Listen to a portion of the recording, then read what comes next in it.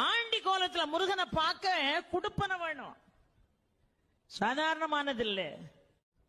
இந்த படி ஏறி போகும்போதே மேல சுவாமி தரிசனம் பார்த்துட்டு கீழே வருவாங்க பாருங்க, அவங்கள பார்த்து எப்படி இருக்காருன்னு கேட்பான் நம்ம ஆளு.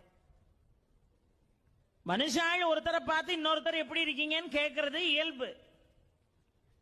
இவனே இவன் பாவத்தை தொலைக்க பழனி மலை மேல ஏறிக்கிட்டு இருக்கான், அங்க இருந்து பாவத்தை தொலைச்சிட்டு கீழே வர்றான் பாருங்க, அவனை பார்த்து அவர் எப்படி இருக்காரு அப்படி. இப்ப போக முடியாதுன்றான். என்னமா அவர் ஆண்டி கோலத்தில் இருக்காராம், உன் கதை அவ்வளவுதான். இவன் உடனே படி ஏறின பய கடகடன்னு கீழே இறங்கி வெளியே வந்துருவான்.